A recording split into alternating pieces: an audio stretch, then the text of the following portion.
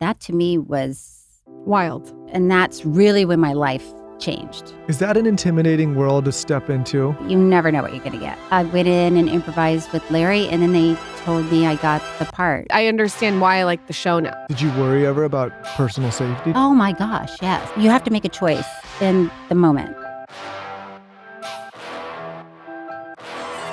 Let's get the lay of the land with you. Okay. When did you know when you were little that you wanted to act, or was this something later on? I always knew. When I was young. I mean, my sister and I would do sketch shows for my parents, inspired by Carol Burnett. I mean, we would watch that. And then when I was in middle school, I started, doing school plays and stuff. And then high school, I was very serious about it. So were you like so serious that you're like, I'm going to Los Angeles serious? Or are you serious like I want to do theater? What kind of serious? And where did you grow up? I grew up in Florida. Okay, you told me. Sorry, you mentioned that when you came in. Yeah. I grew up in Florida. I grew up in Tallahassee mostly. I knew that I wanted to make a living as an actor, but I did not have a clear plan. So after high school, I didn't think I wanted to go to college. So I went to beauty school. I got my cosmetology license, and I cut hair. And then all my friends were in college, and I thought, are they going to be smarter than me when they get out? So I decided, okay, I should go to college. And I put myself through college. I majored in television production and minored in theater. And then that was in Florida, Orlando. And then a few years later, I packed up my Toyota Tercel and headed to Los Angeles. When you moved here, was it overwhelming with auditioning? I've heard a lot of different stories where people say you get a lot of no's before you get a yes. Well, I didn't even have the opportunity to audition. I didn't have an agent. I was really starting from scratch, which most actors are. I mean, everyone starts from scratch, doing whatever they're going to do. So when I came here, I was bartending at a hotel downtown and trying to get an agent, sending my headshots and resumes back in the olden days. And then I started taking classes at the Groundlings theater that does improv and sketch. And that's really when my life changed. So who were you meeting at this Groundlings? Because this is so many people love this situation. Yeah, we've had a bunch of people come on the show that have pursued a career in acting, and they praise this place. Explain it to someone like me who has no concept of what this looks like. Is it a tiny room? Is it huge? What's it look like? It's a 99-seat theater on Melrose. Okay. And it's red brick and it's cool, and there's a live band that plays, with the shows.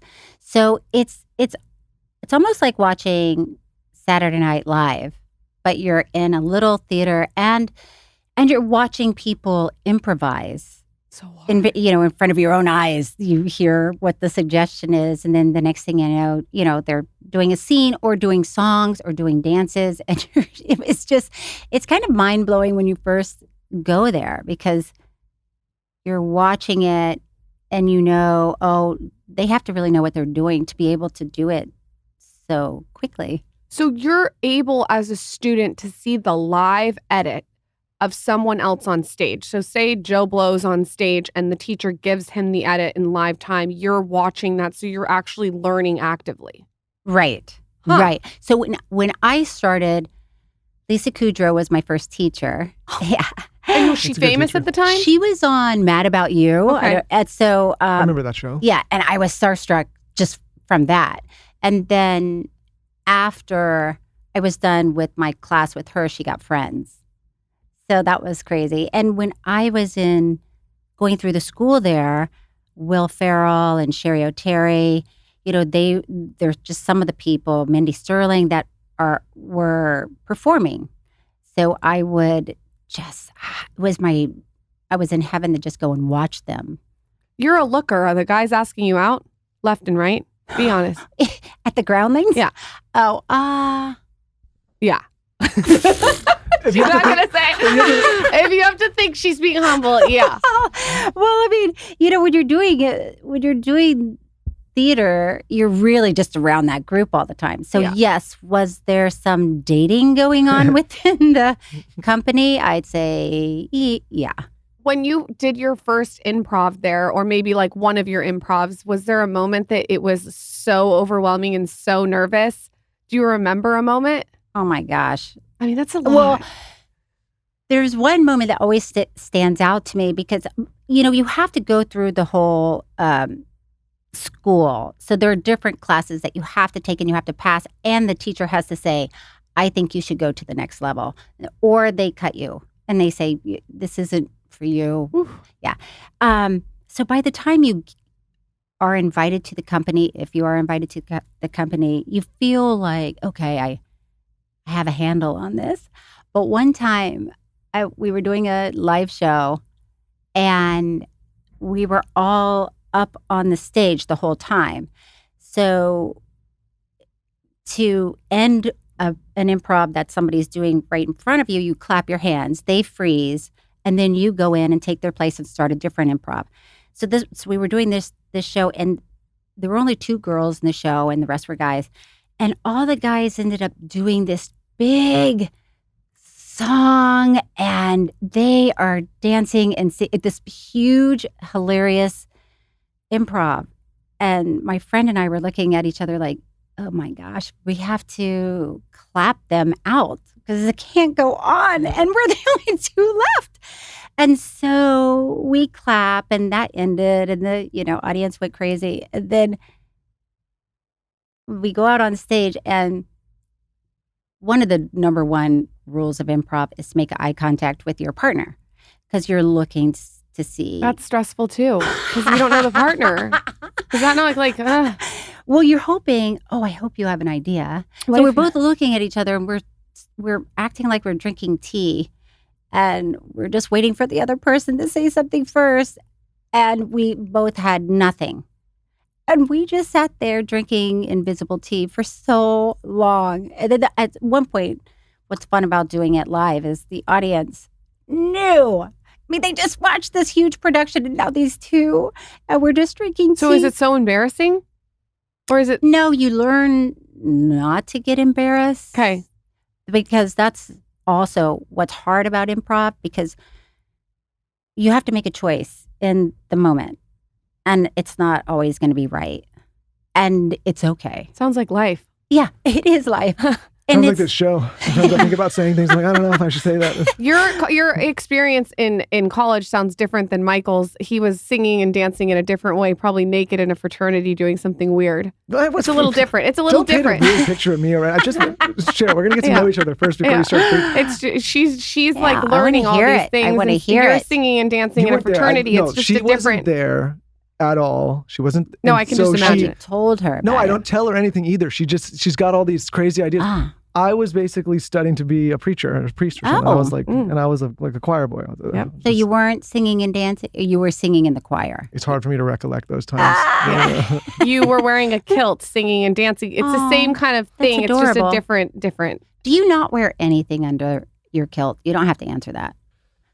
Answer it. It doesn't really go with the kilt. I like to make the outfit appropriate. If a guy came up to me in a kilt and hit on me with nothing under the kilt, I'm out. But you wouldn't know that there was nothing under it until it was. I think I might know with Michael. You'd find out eventually. I think there's just a lot going on. I like to really get into character when you're at, it's called the Groundlings. Yes. Okay. When you're at the Groundlings, is there a moment that was like a big break while you were there, or did this not come till later? Well, I was in the Groundlings when I was cast on Curb Your Enthusiasm. What year was that? I can't believe that. That was 1999. We've seen every episode. Oh my gosh. Well, it started as a 1-hour special. So it was just going to be Larry David going back to doing stand-up. And they wanted to hire an unknown actress. Thank God I hadn't gotten any work until then. And I went in and it was all improvised, I went in and improvised with Larry, and then they told me I got the part later that day. Were you nervous improving with Larry David, or did you not overthink it? I didn't overthink it. I didn't really even know who he was. I mean, I knew that he created Seinfeld with Jerry Seinfeld, and that was, amazing. Yep. But I didn't know what he looked like. I didn't know anything about him. I get that. I didn't know who he, like, I didn't know, I couldn't picture him before that show either. Yeah. He wasn't front facing. No, he wasn't. So, and it wasn't, I find improvising in front of a live audience very stressful. Yeah. So this was just like a little room like this, where we're just talking. What's the improvise that you do with him the first time? Do you remember? Well, they told me that this was supposed to feel, it's supposed to look like a documentary. So, and that I don't put up with Larry's bullshit. And I'm married to him. That's and we easy. have kids. Okay. That's all I do. So I was like, okay. And I went in and Larry said, okay, let's just say we've got a couple kids. And just so you know, I don't eat chicken anymore. And all right, let's just start talking. I was like, okay. So we started talking and then we started talking about dinner. And I said, we're going to have roasted potatoes and green beans and chicken cacciatore. And he said, I don't eat chicken anymore. I just told you that. I said, no, you don't have to eat it. And he said, well, why are we having chicken if I'm not eating it? I said, because we still eat chicken. You don't have to eat it. Don't worry about it. This went back and forth for a while. And then he asked me to do another one. And he said, look, can I talk to you about something? Yeah, I don't think you put enough milk in the kids' cereal bowls. And I said, well, I cover the flakes. And he's like, well, can you just fill it up to the top? I said, no, I cover the flakes. That's just a waste of milk. We don't need to fill up the whole. And that went on for a while. Okay. And that was it. That is amazing. And how much the fact that is such a funny thing to say. How much of the rest of the show and the series and all the subsequent seasons were things like that? Like how much did you guys improv? Because it feels like when you're watching it, like a lot of it is. All of it is. So we didn't have a script. We had a story outline, which was about 5 or 6 pages long. So he might say, scene 1, Cheryl tells Larry her parents are coming to visit for 2 weeks. And then that's it. That gives you a greater appreciation as a fan of the show for the show because you realize like how. That's why the show I think is so good and it has such a different essence than other shows because it really feels real. Yeah. I had no idea that you guys were improving, but now that you say that, like, I can understand. I understand why I like the show now. Yeah, because it's definitely has a different feel. Some people, it takes them a few episodes to sort of get used to that different rhythm because it's not like a bunch of writers in a room, they wrote a joke and then the audience laughs. It's not that. Is the word you would describe it as dry? Is that the right word I'm looking for? How would you describe it? Yes, dry. Real? Real, yes. I mean, when Larry would write a lot of stories based on true life. So he would carry around a pad of paper, and anytime something funny happened, he'd write it down. And well, what's great about that, what we love, it's things that I think we all think but don't have the courage to say out loud. Mm-hmm. Right? Is he really like the character, and are you at all like your character? Larry always says that's the version of him he'd like to be all of the time. But he is a lot like that. He is a lot like that.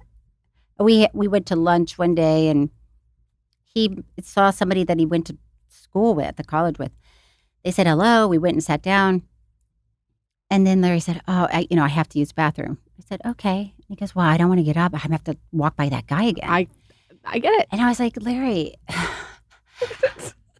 it's not a big deal. And he's like, yeah, no, we already said, what am I going to say if I go over, hey, college. I'm like, just, and then that's all we talked about during lunch was, well, what if is there a back exit? Could he go around and go around the building? And I was just like. I relate to that so much. What he's saying. That's the amazing. other one that like we talk about all the time or we've talked about it all in different iterations, is when the episode where he sees the person in New York that's from LA, and the guy's like, let's get together. And he's like, why do we ever get together? We don't get together in the city we live. Like, we all know a person like that. Where we're like, you run into someone in Paris, they're like, oh my God, we should hang out. And you're like, but we don't hang out in Austin. Right. You run into someone, you're like, it doesn't, what's happening? Yeah, like, but Larry would say that out loud, and he would say that out loud in real life. Like, well, what are you saying? Well, I hardly know you. We're not going to get together. We're not going to get together. He literally will say this in real life. Oh, yes, he will. I love it. Yeah. It's radical honesty. It is radical honesty. Refreshing. Mm-hmm. So how close to your character do you think you are? Well, I would say, I'm not one usually to freak out if somebody tells me something or something that they've done that, even if it's ridiculous, I'm pretty usually even keeled about, and I'll listen to what you have to say. So I think in that sense, I'm pretty close to Cheryl David. But I mean, it was very hard to keep a straight face with some of the things that happened and people would say that, in real life would really make me laugh. Who's one of your favorite characters that's like someone that we wouldn't expect on the show? I had so much fun when Sherry O'Terry was on. The second time I've said Sherry O'Terry. But she was she was a crazy. Which one is she? She in the cast. She was a guest star. So we've had a lot of guest stars. Okay, she's a guest. She played herself though, yeah? No? I think she played a character, which was also kind of odd.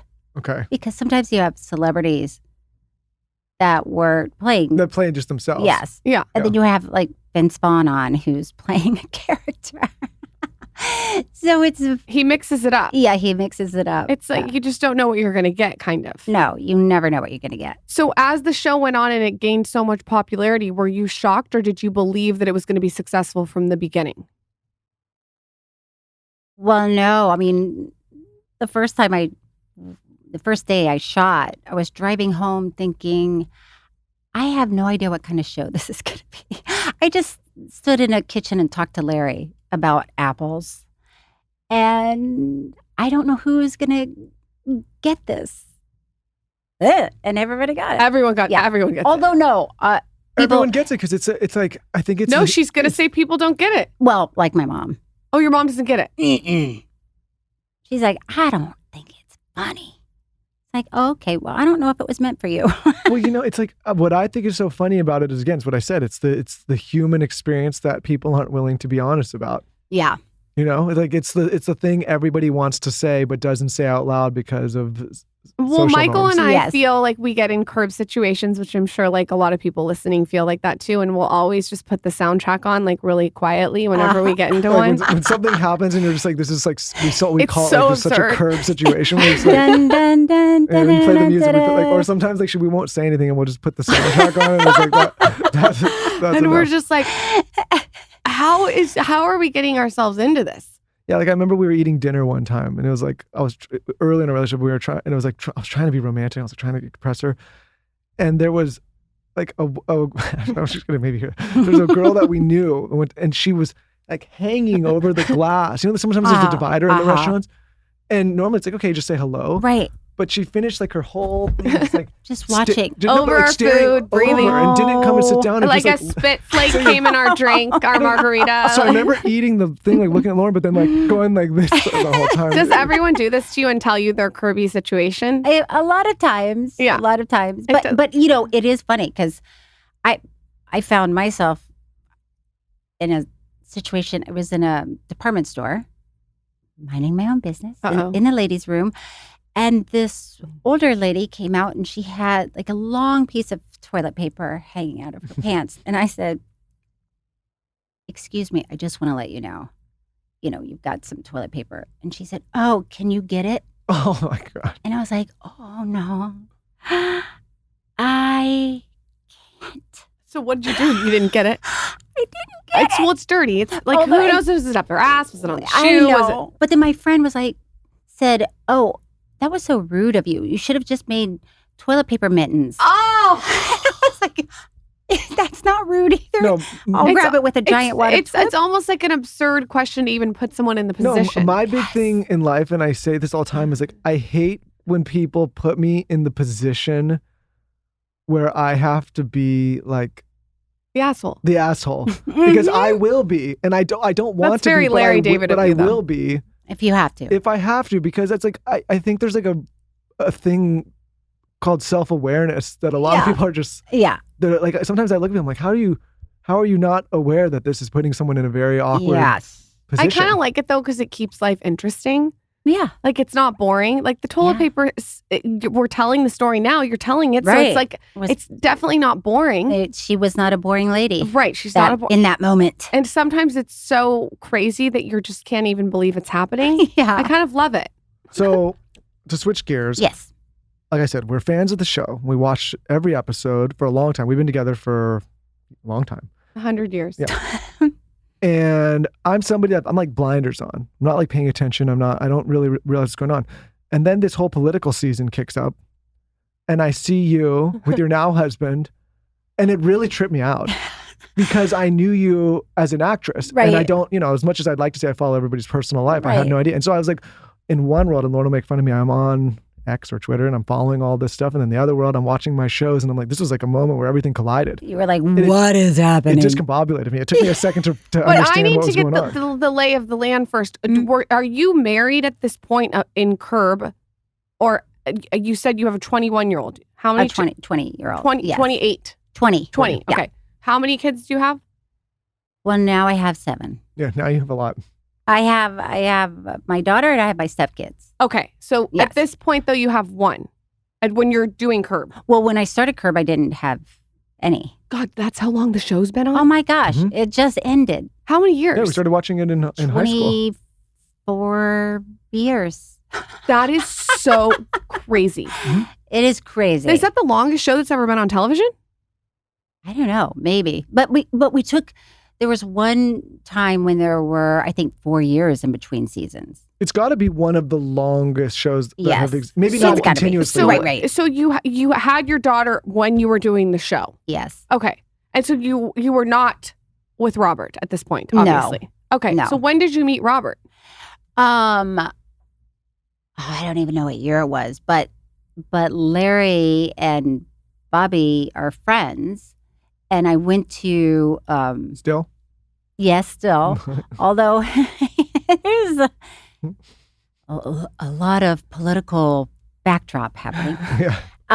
But I went to a Waterkeeper fundraiser with Larry, and I met Bobby, and I just met him, and it was nice, and he was nice, but nothing showed up on my radar.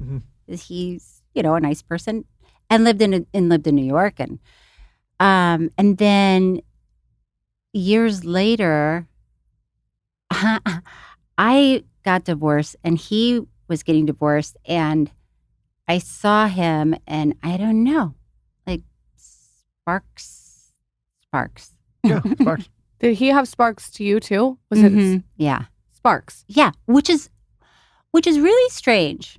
You Why? know? Well, because if you know somebody for years and there weren't sparks before. Well, maybe you were married, you just had like But a blocker on and you Well, weren't sometimes you lucky. just think some things that you don't even think about something because it's not possible. You just don't even think it's a possibility. So it like kind of just like goes over. No, I think that's right. So yeah, you're just looking at everybody like, oh, nice to meet you. So when you guys start dating, did you automatically like him? Yes. He seems charming. He's very charming. Yeah. And he's smart. very smart, and he's funny. I mean, a lot of people don't get to see the funny side because he's always talking about very serious things. But he's very funny. And yeah, I mean,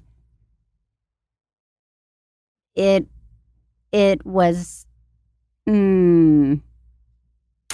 don't know, just sort of exciting. I'll say exciting, because he was coming from this completely different world than I've been living in.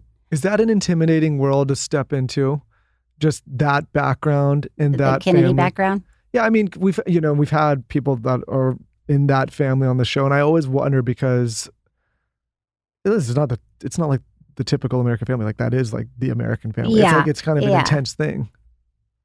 I think it probably would have been intimidating if I had met him at a different time in my life. But when I met him, I was an established actor, and I come from a big, crazy family, and I don't know, I wasn't intimidated by it. And maybe because I'm not in politics. Sure. Probably if I was maybe in that world, it might have been more intimidating. I don't know. That's how I would feel if I were you. Like, I just don't know enough about it to Right. know. I'm not on X every single day, like scrolling. I just don't. doom scrolling. Yeah, you I don't kind of look at it as doom scrolling. I look at it as like there's just a lot of exciting Michael's very stuff going on. he's Well, interested and in all I'm very excited about your husband, and I've been public about it because we talk about on this show all the time just health in general. We have Yeah. 2 young kids, and Yeah. I've been vocal and said like I think it should be bipartisan, that everybody cares about the health of the country. I mean, we spend How time. is it not? It's crazy to me. We spend some time in Europe, and I say I go over there and we eat whatever we want gluttonously and have all wine and all the stuff, and come back and feel great. Holly's over there; she lives in Europe, and I come here, and if I eat like that, like I'm done. Like Right. and there's a problem, and so Yeah. So Lauren's like, you're doom scrolling. I'm like, no, I'm excited because I think this is the first time in a while that this is becoming. Shows like this would be put on the fringe, like, oh, why are you guys talking about raw milk and these topics and all this stuff? And where's something more people should be talking about that stuff. So yeah, I agree. And it's funny, even when I was driving over here, I was thinking about all of this, and I was thinking about exactly what you're saying, how maybe before people might be criticized for being a health nut. yeah, or like conspiracy. I mean, we've gotten labeled, I'm sure, at times, like people like fringe people that are talking about the Wall Street Journal literally did a whole piece on Lauren about like raw milk, and I'm like, people drink raw milk for thousands and thousands. Right. Like, it was just called milk back then. Right. You know. Right. Which is it is hard to understand why people aren't just excited to make changes and you're right, because in Europe, they have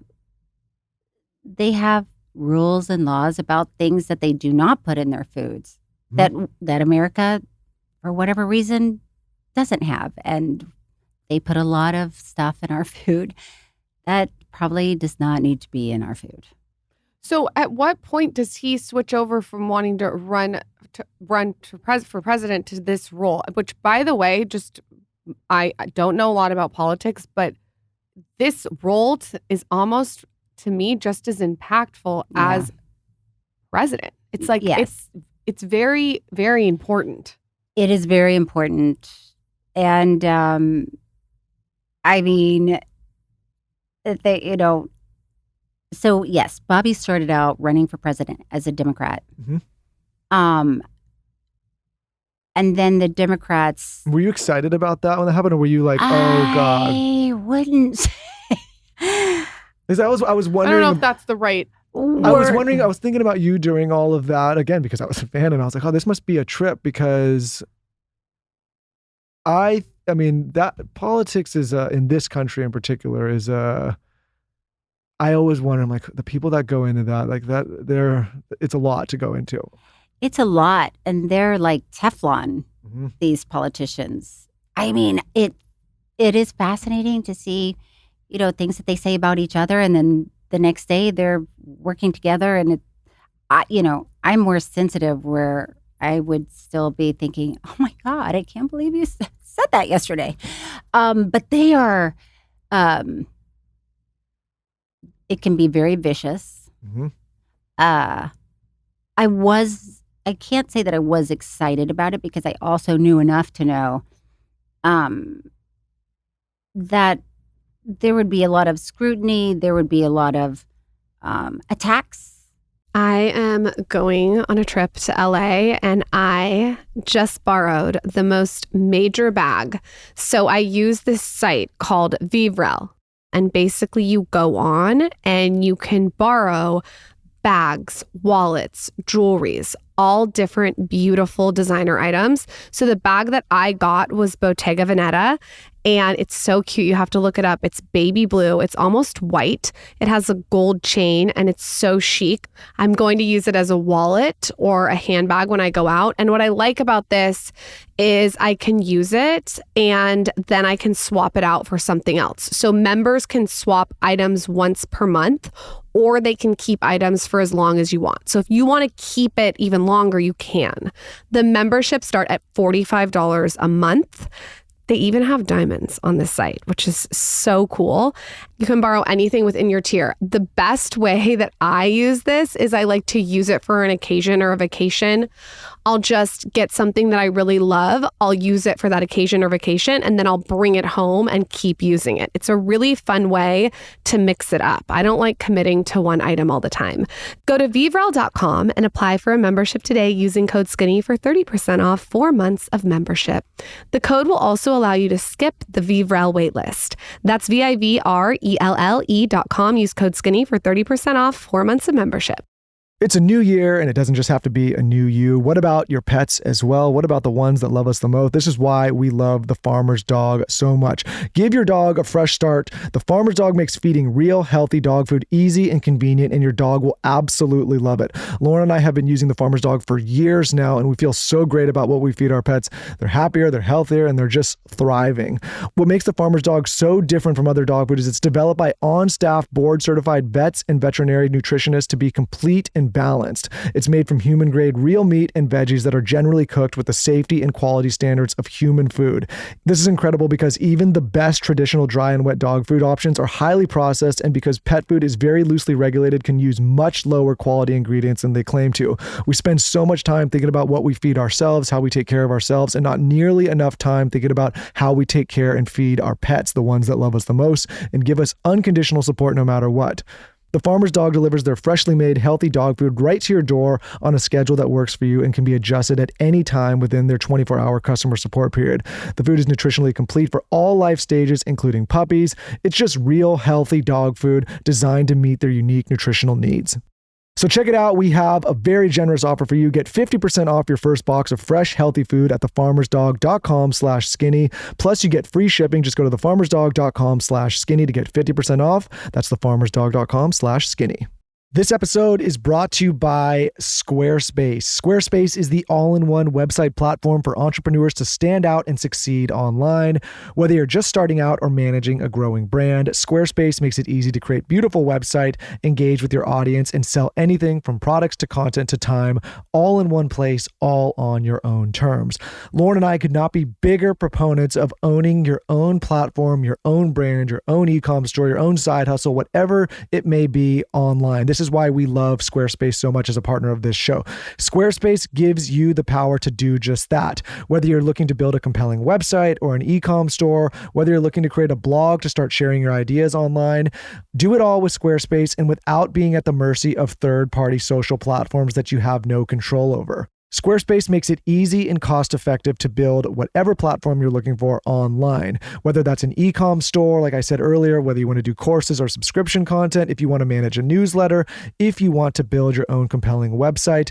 Long gone are the days of exorbitant costs and pooling together a bunch of different people and companies to just build a simple website. Squarespace makes it easy to do all in one place and is extremely cost-effective. What many people don't realize about Lauren and I is while we use these third-party social platforms, we control all of our own content and all of our own platforms, whether that's our newsletters, our e-com stores, our blogs, our websites, our RSS feeds, all of it we control without being at the mercy of these third parties. So check it out. Go to squarespace.com for a free trial. And when you're ready to launch, go to squarespace.com/skinny to save 10% off your first purchase of a website or domain. Again, that's squarespace.com/skinny. Did you worry ever about personal safety during all that time? Oh my gosh, yes. Not just for him, but for you too. Well, I was going live on Instagram with a friend of mine from high school who was living in Florida, and we were talking about baking, and we were talking about candles. We were having a lovely time, and I was in my office, and my office has, windows. And I'm looking out my backyard, and this guy is just walking from the backyard towards the house. And she said, "Are you okay?" And I said, something's happening. Something's happening. I didn't want to panic.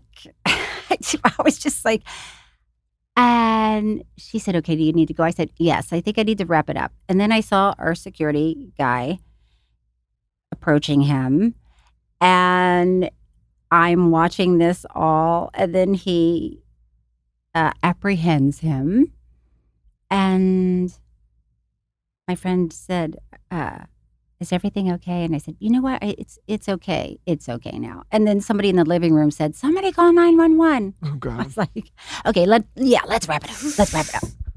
Oh Yeah. my gosh, you're talking about baking and candles. Yes.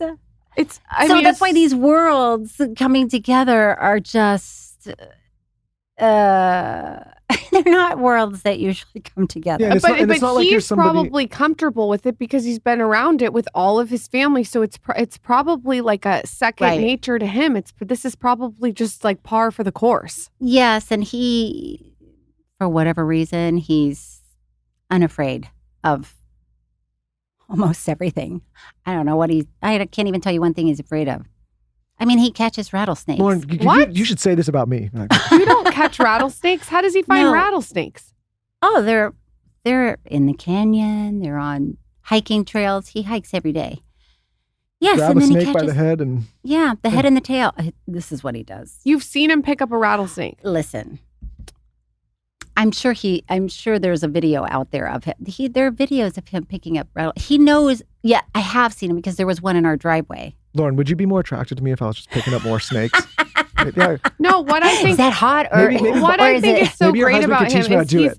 talking about all these topics that no one wants to talk about, but we're all talking about behind closed doors. Right, And we all have questions as mothers, right, with the health of our children, Right. with what we're putting in our own body. I mentioned to you, like I'm crazy with how I run my environment, even when I'm in a hotel room. Like we're all talking about this stuff behind closed doors, and he's someone who's brave enough to go out there and ask questions and put himself out there. And it's like when you put yourself out there, you're not going to get it right every single time. But that he's just evolved and had momentum within that without worrying what anyone sort of thinks of him. That's what I get. Well, the from thing him. that yes, drives that is me- true. Yeah, it's cool. He's not concerned with what people think of him. What drives me crazy about this country in particular is that everyone is aware that we have a health issue in the Yes. country, which is why we had such a rough time with COVID and many Yes. other things. And you could see, fertility rates and hormone levels in kids and obesity and all Yes. these things. So we're all on the same page there. But then these things get politicized. And Right. because they get politicized, people shut down conversations that we should be having. Right. That drives me nuts. Like I really don't care left, right,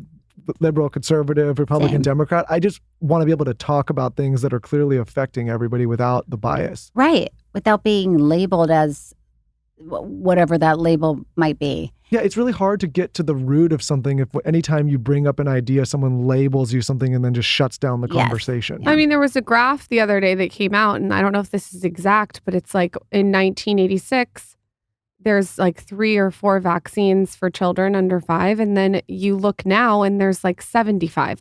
If you're going to tell me that I can't ask questions about that Right. as a mother of 2 children, I don't know what to say. I have questions. Right. It is odd to me that people would criticize or shut down parents or mothers who want to know more.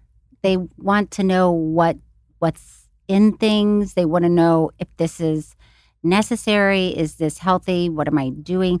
I mean, listen, when you're pregnant, you're not supposed to drink caffeine. You're not supposed to eat tuna fish. There's so many things that you're not supposed to do. And so then when somebody tells you, but you should get this, take this shot or whatever that looks like while you're pregnant, that to me was, Wild. yeah. And we criticize somebody who wants to ask about it. And not only that, and I don't know if this was your experience, I wasn't just criticized. I was like almost Ostracized. gaslit. Like Yeah. you're not going to, like, shamed. Right. And then bringing the baby in after, when they're so little and so perfect and sweet, and then you start asking questions there, and you're like, you're gaslit too there. Yeah. And it's almost like a weird thing. There's an element of being taken advantage of when you're in your weakened state of postpartum. It's very interesting to reflect on years later. And listen, I just think, like, we have to get to a place where we're able to ask these questions. It's like Right. a no-brainer. Well, my dad's a little older now, and what I was telling him, because he was, just wondering about all this stuff and what we talk about, and I was like, I'll just take a different topic. I was like, the school curriculum that I had and that he had is probably closer than what my kids now have. And the vaccine schedule that I had and that he had is closer than what my children have. And I was trying to explain, because he's looking at it from the perspective like, oh, I had these and I'm fine. I'm like, Right. yeah, but you had 5 or 6. Right. Now there's like, and I'm trying to explain, and when I said, like, now you have grandkids and this is the exercise, he's like now scratching his head as an older guy saying, well, why does that need to happen? Right.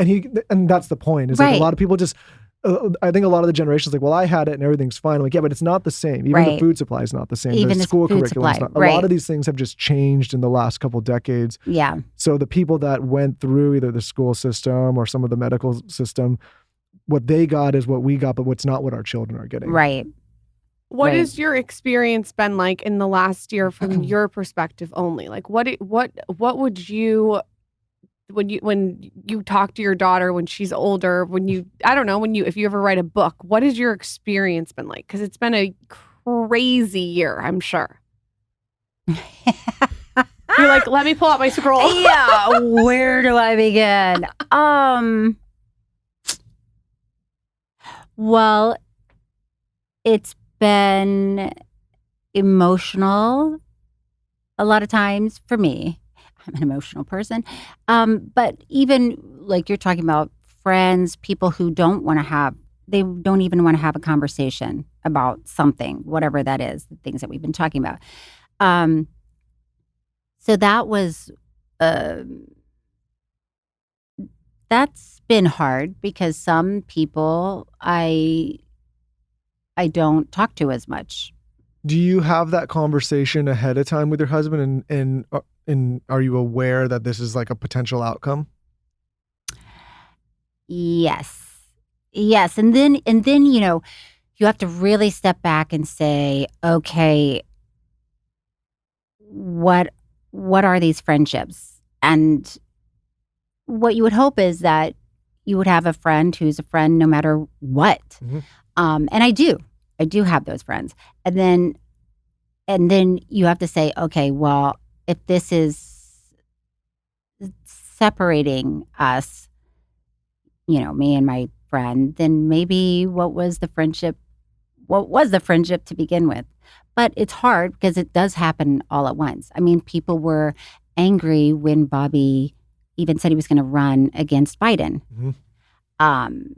So angry, and people saying, Biden's amazing. He's great. He's, until he wasn't. And then everybody turned, and so you never know what news is going to break, right? You never know what, and that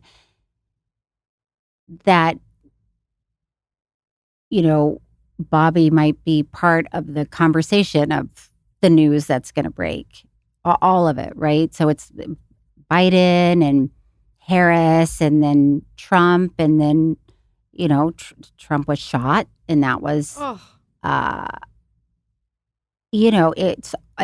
you just don't know what's going to happen next. And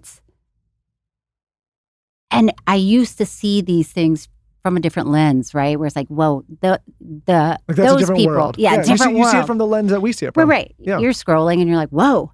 Yeah, I'm on X and just cruising around. But it's not directly, Right. as much as people would like to believe that all these things are directly impacting their life, a lot of times we're much further removed than we care to admit. Yeah. So when things are unfolding like that and you're in the middle of it, I mean, it's interesting. And then, then Bobby did get Secret Service after the Trump assassination attempt. We ran into him actually right before that because we have a mutual friend, Dennis, who fixes my neck and her neck. Yeah. And he was there. And I think we had you guys scheduled. I know. And then everything. Well, he had some other things going on, like, Yeah. endorsing Trump. But I remember when that happened, I still have the little button he gave me. But I remember at the time, I was like, okay, there was some security, but it wasn't that security. Yeah. So at some point we had, Secret Service. And then it's just, it's a what's that process motorcade. like? Well, it's you're riding in a car with police cars and motorcycles, police motorcyclists, and there are lots of code words. Yeah, everybody has a code name, and it makes for, can you just pull into CVS? I need to get some throat lozenges or something. And then they come in with you and they're looking around and they have to, or you go to a hotel and they have to clear the room. And so it can be a lot, but also exciting, never dull. Yeah, was it exciting when everything came to fruition and it was announced? Was that exciting for you? Or is that like another like lily pad that you're like, hold on, I have to just get my bearings? No, at all of those big moments, I had to get my bearings. Yeah. Because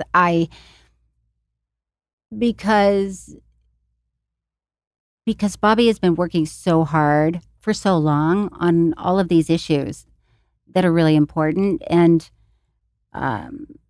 for him to be able to have a voice in an administration would be so important. So, and at the same time, you're still talking about politics, and people are mean, people are vicious, people are angry, people are, and for all of those people, there are 10 people who are nice and supportive and really have been so kind and nice to Bobby, but also to me. So I have a hot tip.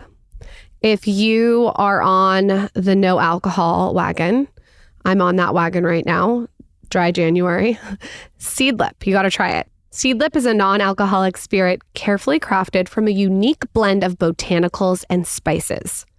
It is delicious. It's made to be used as a base in your favorite non-alcoholic cocktail. So many people are doing dry January right now. I know a lot of people who are actually taking a whole break from alcohol. They might do a year. This is a really sophisticated way to approach mindful drinking, especially if you're having an occasion or a party or you're going on vacation. Seedlip is crafted into 4 delicious flavors. There's no added sugar or calories. It is so good. So if you're looking for something that's sugar-free, calorie-free, non-alcoholic, and you just want like a non-alcoholic spirit that's refreshing, you have to check this out. It's very refined, and I think it's a really great option if you're looking to mix it up for the new year. Start the new year right by visiting seedlipdrinks.com and entering the code SKINNYCONFIDENTIAL.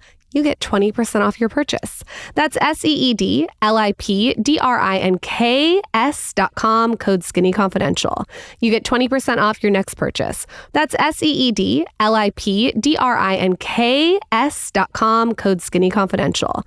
You get 20% off your next purchase. Visit seedlipdrinks.com to learn more. Lauren and I spend a good amount of time on this show talking about proper supplementation and nutrition, talking about what adults can take to feel their best selves. What we need to talk more about is what you can be giving your children so that they can also thrive. This is why I'm so excited today to talk about Hiya Health, a long-term partner of this show. Typical children's vitamins are basically candy in disguise, filled with 2 teaspoons of sugar, unhealthy chemicals, and other gummy additives growing kids should never eat. That's why Hiya created a super-powered chewable vitamin that kids love. While many children's vitamins are filled with 5 grams of sugar, which is known to contribute to a variety of health issues. Haya is made with 0 sugar and 0 gummy additives, yet it tastes great and is perfect for picky eaters. Lauren and I give our children Haya Health every single day. They look forward to it. Of course, it's non-GMO, vegan, dairy-free, allergy-free, gelatin-free, nut-free, and everything else you can think of. And if you're tired of battling with your kids to eat their greens, Haya now has a Kids Daily Greens Plus Superfoods, a chocolate-flavored greens powder designed specifically for kids, packed with 55 plus whole food ingredients to support brain power, development, and digestion. Just scoop, shake, and sip with milk or any non-dairy beverage for a delicious and nutritious boost your kids will actually enjoy. Of course, we've worked out a special deal with Haya for their best-selling children's vitamin. Receive 50% off your first order. To claim this deal, you must go to hayahealth.com/skinny. This deal is not available on their regular website. Go to HIYAHEALTH.com/skinny and get your kids the full body nourishment they need to grow into healthy adults. This episode is brought to you by BetterHelp. Give online therapy a try at betterhelp.com/skinny and get on your way to being your best self. It's a new year, and every January brings you 365 blank pages waiting to be filled. In 2025, maybe you're ready for a plot twist, or maybe there's a part of your story you've been wanting to revise. Life isn't just about resolutions that fade by February. It's about picking up a pen and becoming the author of your own life. This is why Lauren and I love therapy so much. We've had so many high performers come on this show over the years and talk about how therapy has benefited their lives, how they've been able to change their lives, how they've been able to get past trauma, and how they've been able to move forward in the most productive way possible. We've seen it firsthand with so many people we know that absolutely love therapy. Why we love BetterHelp so much is it brings therapy to everyone right from the comfort of their own home, their office, wherever you consume digital content. And like I said, BetterHelp is fully online, making therapy affordable and convenient, serving over 5 million people worldwide. Access a diverse network of more than 30,000 credentialed therapists with a wide range of specialties, and you can easily switch therapists anytime at no extra cost. All you have to do is get on, figure out who's right for you, and share whatever's been holding you back. So if you've been on the fence thinking about therapy, now's the time. You have a new year right in front of you. We could not be bigger proponents and fans of BetterHelp. Like I said, just talking to somebody, sharing your ideas, your thoughts, getting whatever's on your mind, off your chest. Of course, we have an incredible offer for you. Write your story with BetterHelp. Visit betterhelp.com/skinny today to get 10% off your first month. That's BetterHelp, HELP.com/skinny. BetterHelp.com/skinny. Yeah, we have like political correspondents and hosts on the Showtime, and I always say at the end, I'm like, are you guys like, you do this and then you get back and after, is it like good game? It's kind of like a little, like there's some people that really don't like each other, but the large majority that come on, so like, yeah, it's like they're doing their thing, we're doing our thing, and at the end of the time, it's professional. I imagine though, for you, what's so crazy is it's not like with like acting or with what we do, where you could call a colleague and like ask for advice on this. Like it's a very unique, right?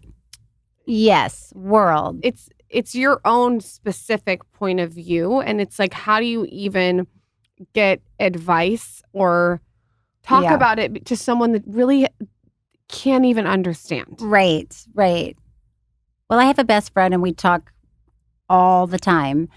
But yeah, you have to really paint the picture of what's happening, because how could anybody know what it feels like to be in the Secret Service motorcade when you know. Well, that's why I want to ask you, because I imagine it's just like, it's one of those experiences that's like almost, you can't quite describe it unless you've done it. Right. The first time I was walking with the security team, it did feel like a scene from a movie. Yeah. We're walking through, you walk through all the back hallways of hotels and restaurants, and suddenly they open a door and all the people are in there already, that whatever it is, if it's a reception, a party, or if you're at a restaurant, they open a door and they'll say, this is your booth, and then you think, where are we?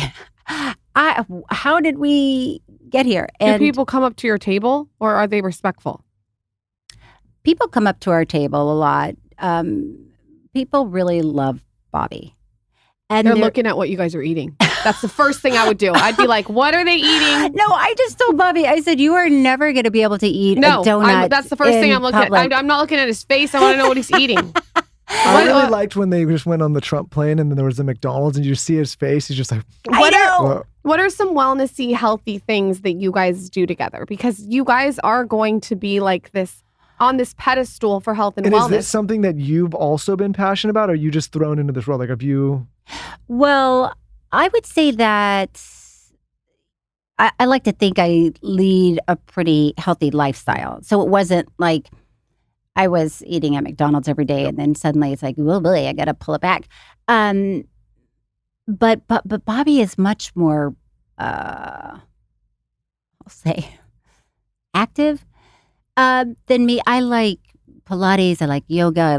I do a little dance class. I work out when I want, when I feel like it. And he every morning is going hiking and goes to the gym every day.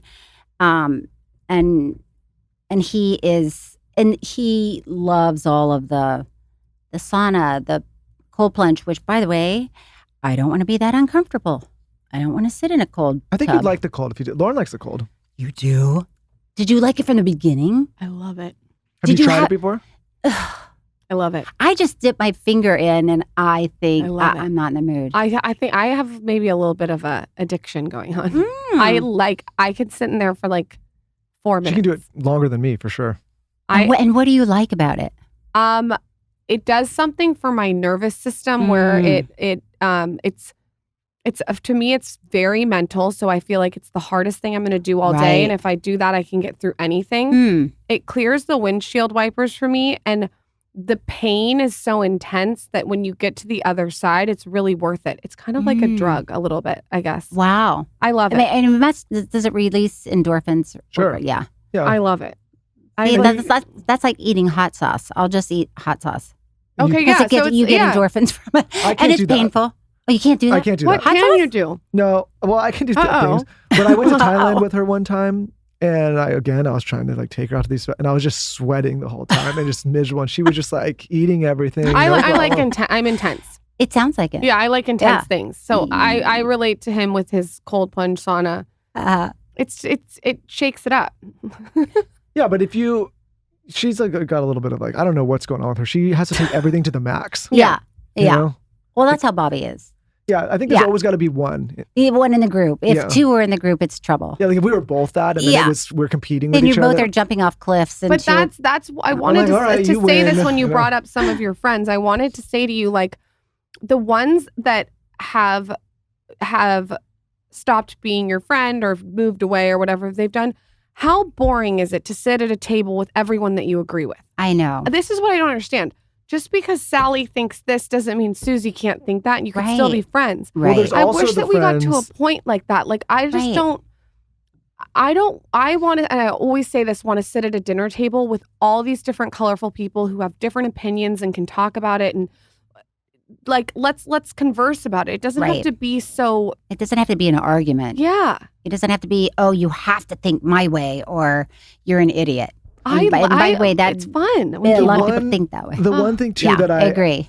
I mean, listen, we all engage in this world and quote unquote Hollywood. And the one thing that drives me nuts is there's also the certain friends and certain people that are super supportive about what you're doing, but won't vocalize it or say it because But they that's, don't. I can But almost you know what I mean? handle that. Doing Yeah. even this show, not at the scale that the platform that you guys have built, but there's certain people that will love some of the things. But but I could never tell people that. Yeah. And I'm like, Yeah. well, thanks for letting me know, but it'd be a lot more helpful if you were If just you were just- say yeah. that it's okay. Yeah. And I'm sure you've experienced that with Well, people. yeah, and especially in this town, in Los Angeles, it's people are very passionate about their political beliefs, and Really? I hadn't noticed.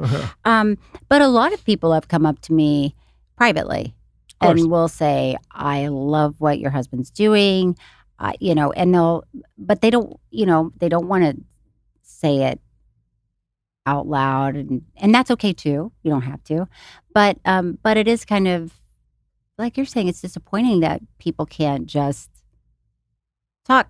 Well, have a I think it's conversation. part of the problem, and it's just in this world in general is that, and I've said this for so many years on this show, is we've gotten to a place where people are scared to vocalize what they think and how they feel. They're scared to ask questions. They're scared to stand out and be different. And I think what's really important to us doing this is we're not scared to do that and not either scared to look stupid or say something that maybe people disagree with. Because I think you need people doing this and being outspoken in order to let other people know it's okay and to get them, because the problem is like these conversations are all taking place behind closed doors anyway.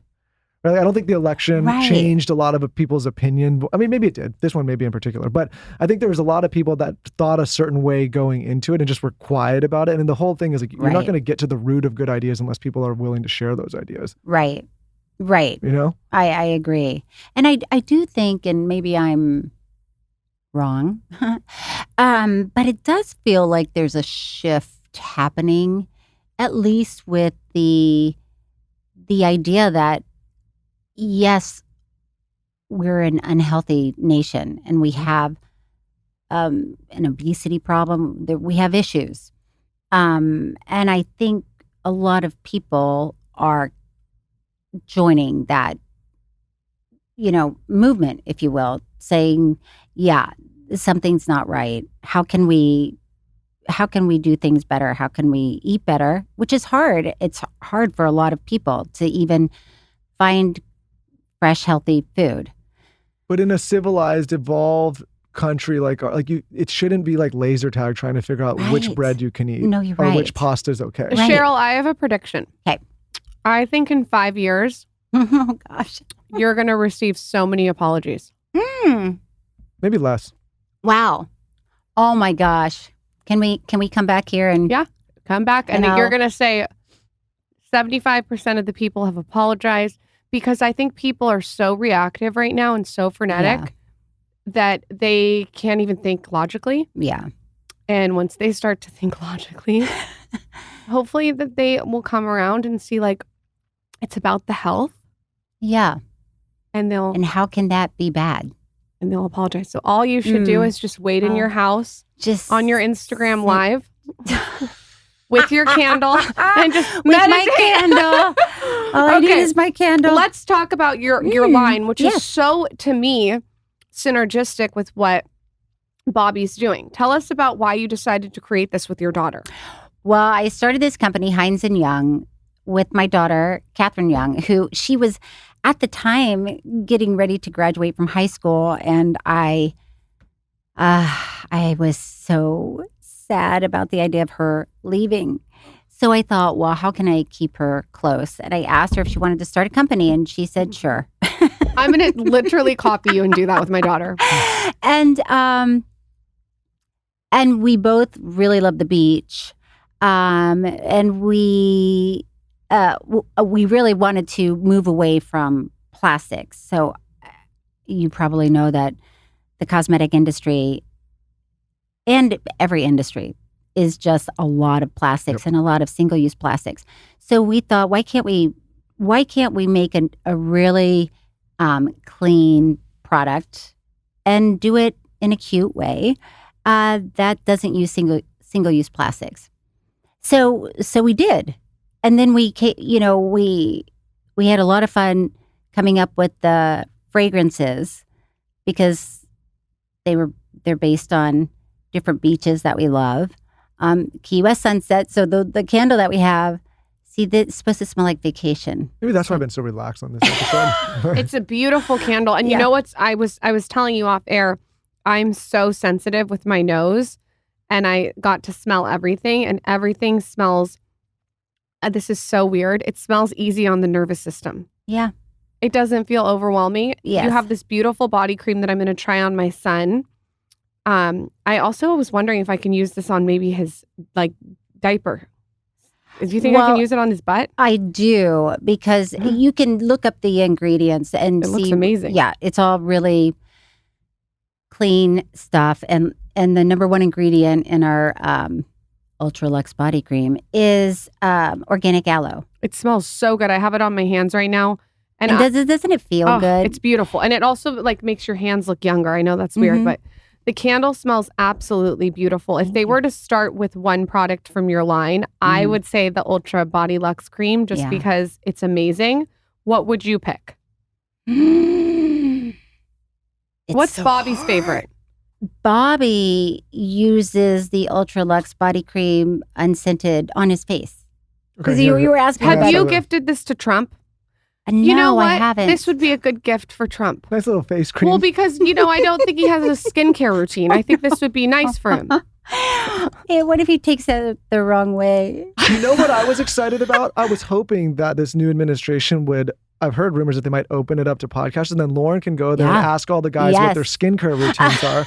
Instead of getting to the root of what's going on, we say, "Excuse me, Mr. President, politics. I want to interview two-step?" everyone on the chessboard there, and I have a different perspective and different questions, and I also think like all these guys are going on all of these big named men podcasts. Yes. We have a woman-based audience. No offense, Michael. Sorry, hate to break it to you. I like talking to women. It would be interesting to get these guys on the mic and for me to be able to be like, what's your skincare routine? Don't you think it would have been an even bigger landslide if these guys had a good skincare routine? They would have presented much clearer and cleaner. And people could really. That's who's going to win the next election. Whoever's got the best skincare routine. The best skin. The best. If you guys want the linen spray that Cheryl, Larry David, and Bobby Kennedy are using on their pillow, you should go shop Hines and Young Capri Honeymoon Spray, which is absolutely beautiful. I'm going to spray it on my pillow tonight. You have to shake it because there are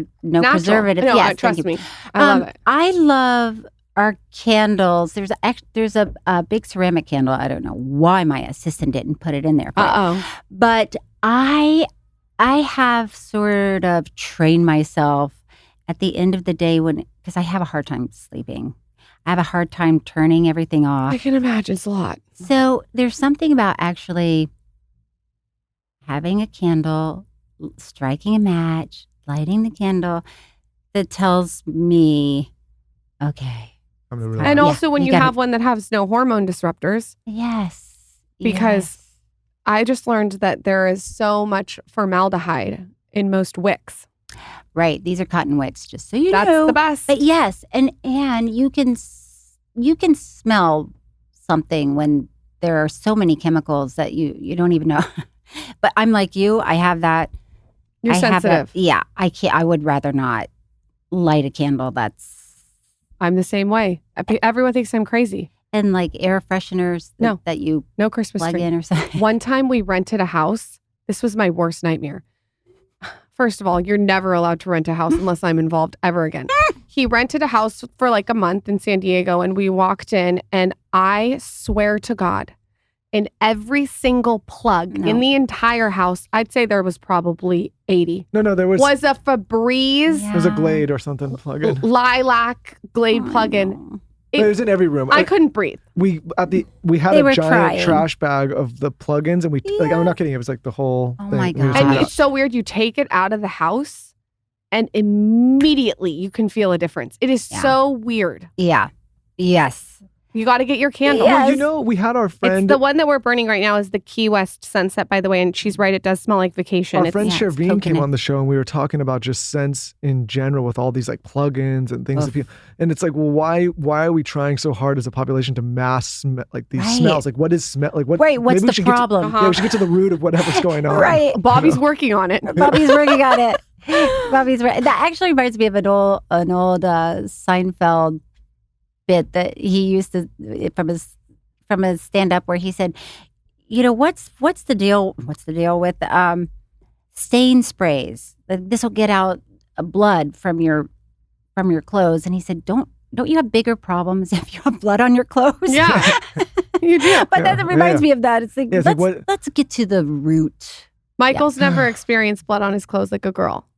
I've experienced blood on my clothes, but for different reasons. All right. Yes. Maybe it was in your kilt. Grabbed a snake wrong. In your kilt. Yes. Cheryl, where can everyone shop the products? The one I like, you guys, again, it's called the Ultra Luxe Body Cream. That's really nice. Well, we have a website, Hines and Young. And also we're on Amazon. Love it. Yeah. And you guys gave us code Skinny for 30% off. Yes. To go shop.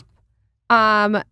Candle, Key West Sunset, and Ultra Luxe Body Cream, and then the Capri Honeymoon Linen Spray. Mm-hmm.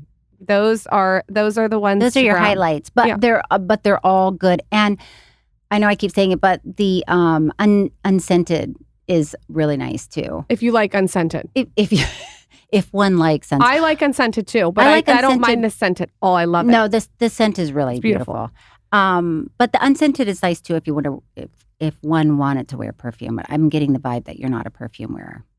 I would wear this. This is weird, as a perfume. That's what I do. This is what I would. I would wear the lotion. I don't want to smell stronger. No, I always have immediate regret when I put on perfume. Every single time. Mm-hmm. Why? And he puts on perfume. I can't smell anything. People overdo it. It's like one maybe far that's it. spray away. I actually have a bone to pick about this. Okay, do it. Oh, she'll just go off now. I actually think it's unself-aware. You guys should do a curb on this. To wear to, like, I think it's like insulting.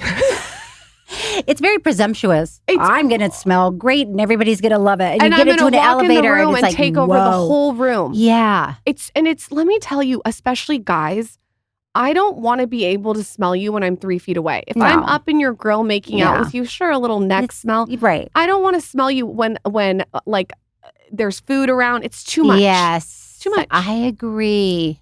I don't wear anything. The only time I will wear something is Michelle Pfeiffer came on and she has that Henry Rose. And they're it's non-toxic. But there's she was like one of the first companies to do that in fragrance without any disruptors. Mm-hmm. She's got some nice stuff. But I've gotten used to just kind of I seriously am so bothered by every scent, and this smells so good. I'm just raw dogging. Is that what they call it? Raw dogging? I don't know if that's what they call it, but yes, let's say that. Yeah, I'm just nothing. Freeballing it. Nothing. No sense. So like the kilts. Yeah. Wait, exactly. you never answered the kilt. I did not wear anything under the kilt, Cheryl. If you need to know. Rissy? Now you know. Now you know. That was not me. Just like I had the kilt. It was a long enough kilt. I'm not wearing a mini skirt. But because you're not supposed to, right? No. What am I going to do? That's kind of weird. I'd have like long boxer shorts. If you came up to me at a party in a kilt, it would have. Our whole lives would be different. I don't like to meet women for the first time and lead with I don't wear underwear in the kilt. But now we've known each other for about an hour, so I can tell you. Thank you. What else do you want to know? For sure. No, I think that's. Listen, I think if that's the way it was intended to be worn, then that's what you have to do. I have some Scottish ancestry, and I felt like I should honor it. If we ever get into politics, I'm sure they'll pull all kinds of things out of your closet. Oh yeah, that clip will come out. My plan, if I ever get into politics, is to use this show to throw it all out there, yeah, so that when they try to find the dirt, it's like I've already got all the dirt. There's nothing left. Like, they're gonna pull this clip and be like, "We can't have a guy in office that doesn't wear underwear with a kilt." Be like, well, he already admitted it. You know, it's like I'm out there. I think that's the problem, right? It's like get it all out. Right. It's out. Right. I feel like that's a superpower. Just like throw it all out there. Yeah. Shop HinesYoung.com's code skinny for 30% off. Where can everyone find you if they have questions? Drop into your DMs. Say something positive. I am on Instagram at _Cheryl Hines. And you're doing Instagram lives about baking and candles, which is so sweet and cute. And I love that for you. In between home invasions. Yeah. In between home invasions. Yes. It's amazing. All right, Cheryl. Well, thank you. I'm glad come we got back to do anytime you'd like. Thank you so much. Yeah, this is fun. That was I'm going to come check in with you guys. Anytime you want to come on.